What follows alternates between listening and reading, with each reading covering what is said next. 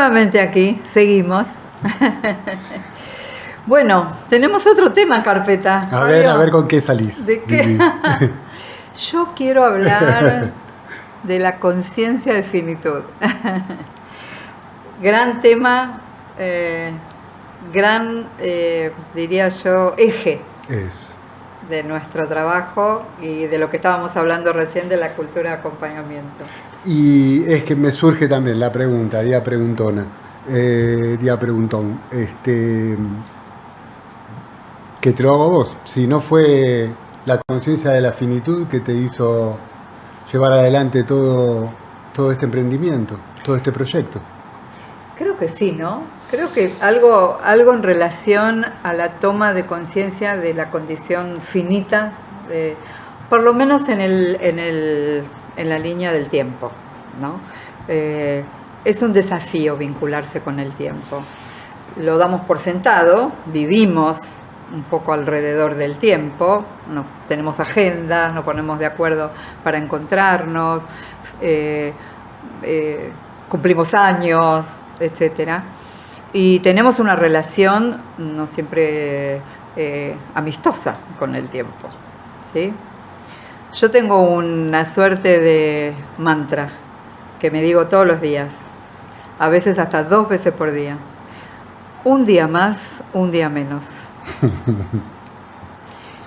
Me gusta lo que produce dentro mío unir esas dos conciencias. Un día más, un día menos. Da cero, no sé qué da. Presente. Y lo relaciono con el hecho de que el tiempo se mueve, nos movemos dentro del tiempo, que tenemos esta idea de que vamos hacia algún lugar, ¿no? El tiempo como un camino en una determinada dirección.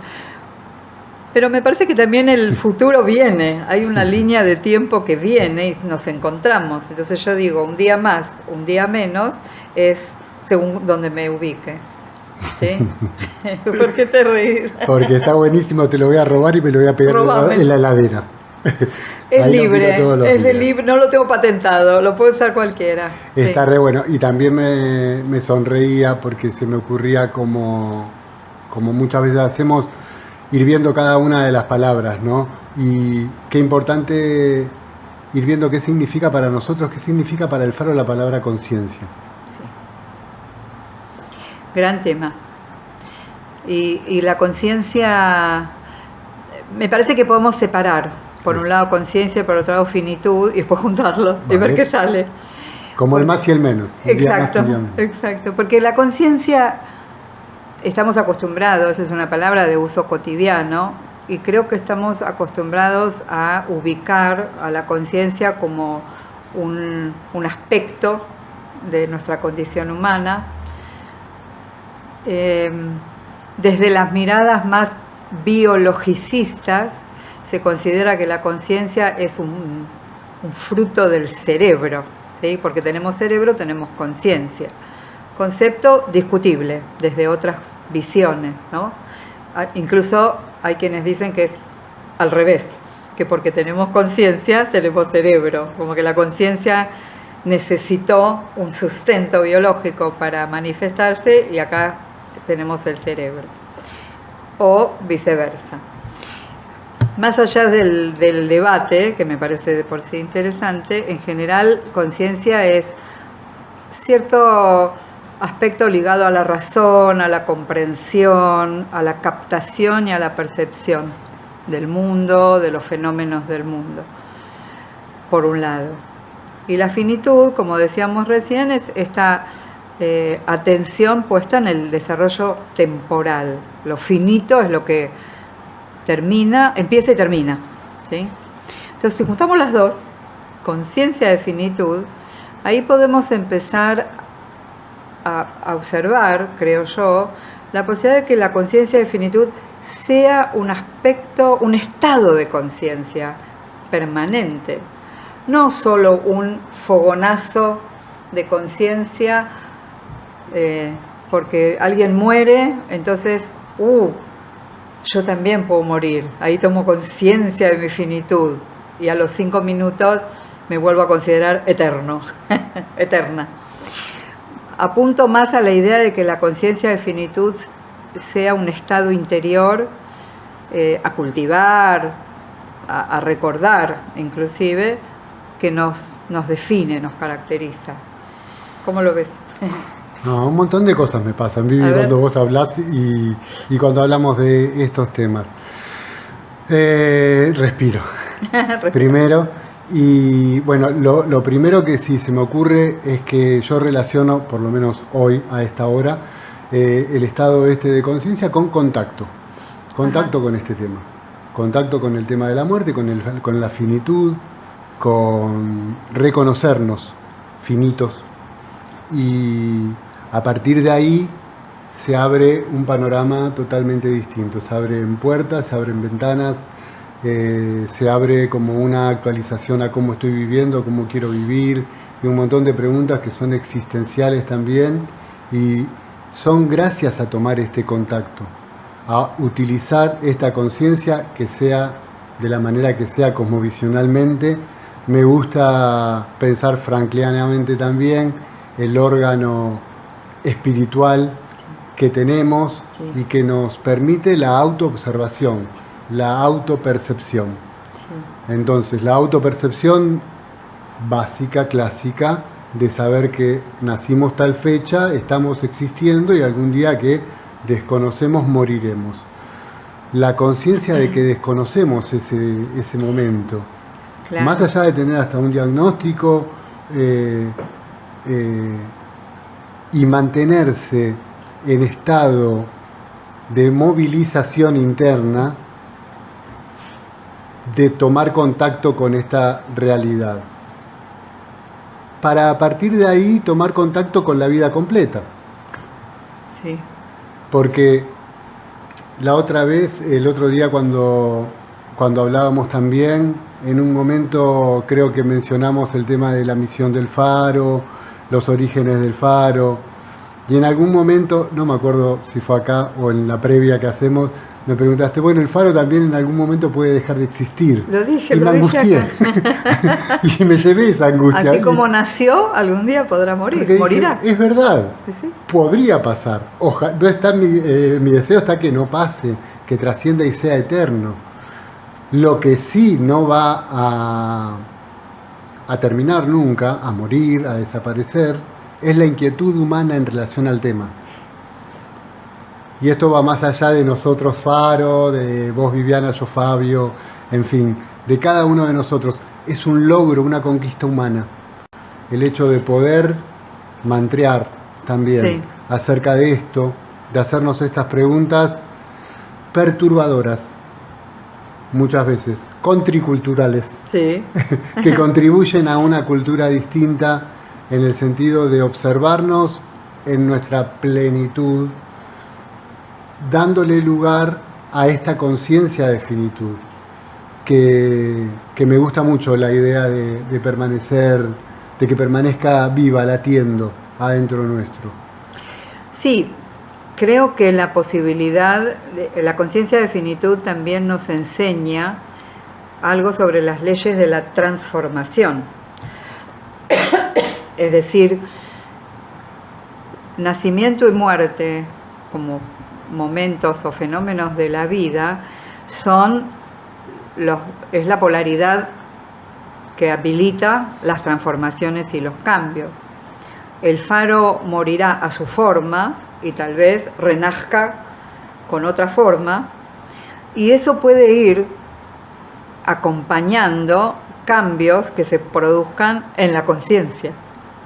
Entonces me parece que ese sería como el camino, por lo menos deseable, que haya sucedido algo o esté sucediendo algo en la cultura, en las conciencias, que invite al faro a cerrar su forma actual y a renacer con otra forma, por ahí con otro nombre, porque lo que vos decís es verdad. Yo creo que la inquietud respecto de la finitud es parte de la conciencia humana, de la autoconciencia, ¿no? ¿Cuántas veces se dice el ser humano, que no sé si es tan así, es más lo dudo, pero no importa, el ser humano es el único que es consciente de que va a morir. ¿Por qué digo lo dudo? Porque hay muchos testimonios de animales que se observa que modifican su conducta cuando se acerca a su muerte. Entonces, tal vez en algún lugar de su equipo instintivo son conscientes de la muerte, no con el lenguaje que hablamos nosotros. Pero es como otro tema. Pero que somos conscientes de nuestra finitud, que tenemos la posibilidad, es un dato. Ahora, ¿qué hacemos con esa conciencia? Es la gran pregunta. Sí.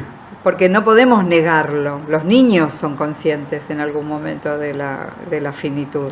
No podemos negarlo, pero lo intentamos bastante. Pero la cultura negadora insiste. Sí.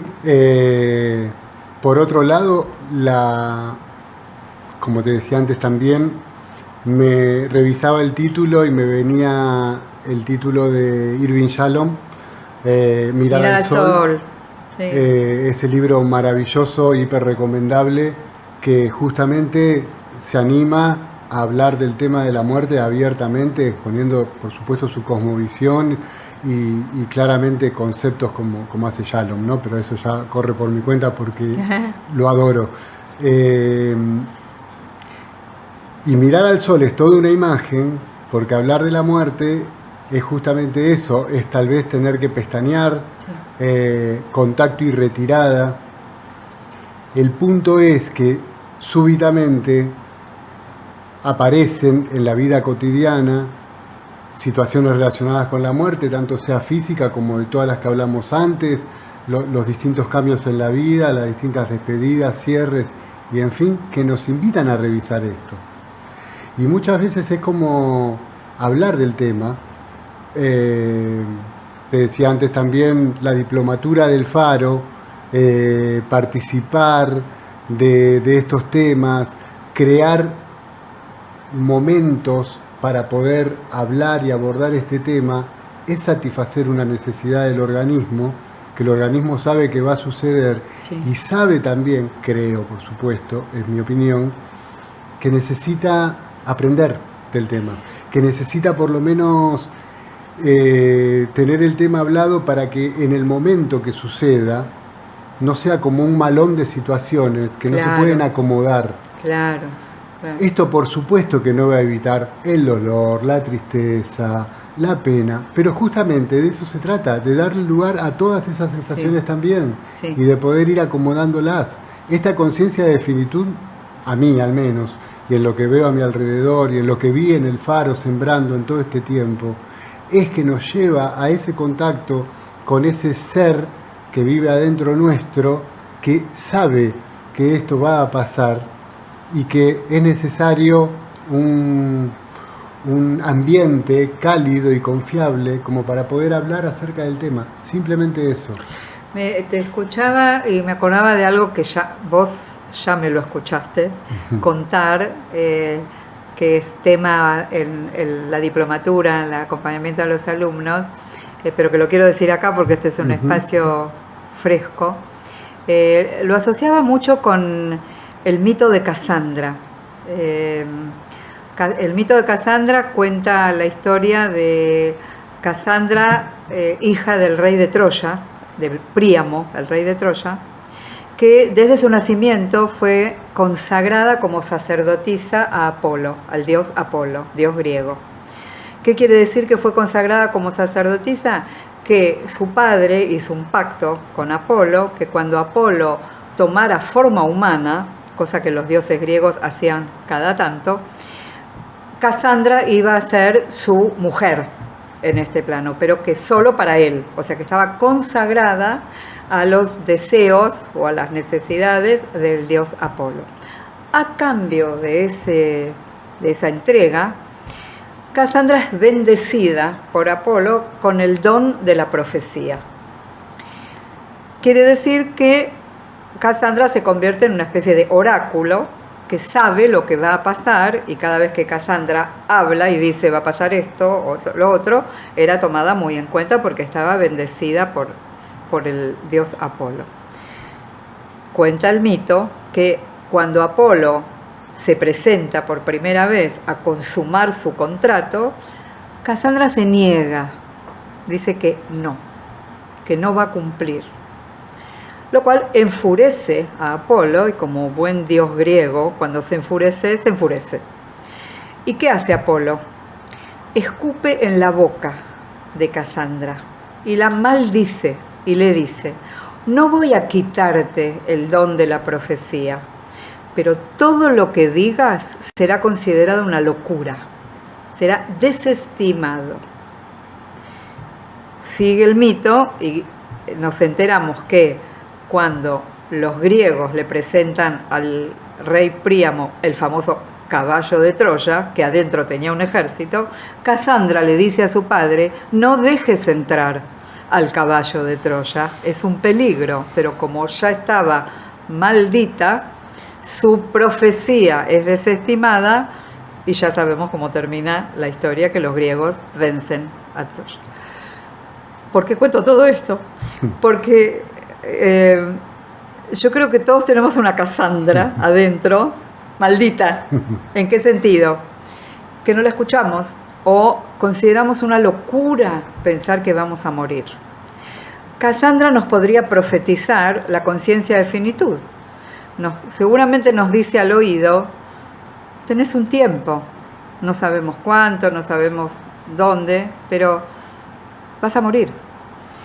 Y nos parece una locura.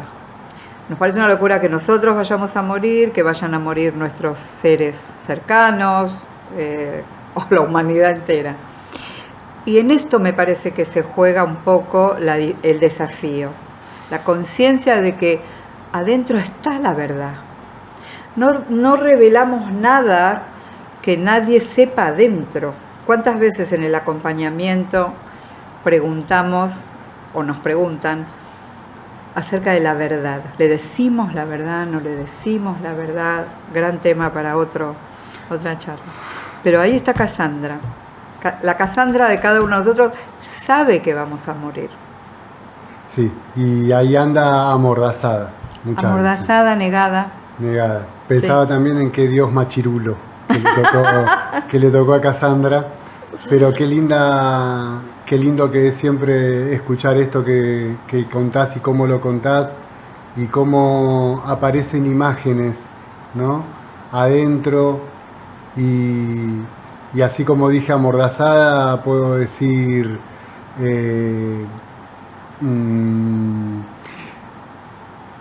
censurada internamente. Sí. Que se liga mucho a lo que veníamos hablando del tema de la cultura antes, ¿no? Está muy relacionado.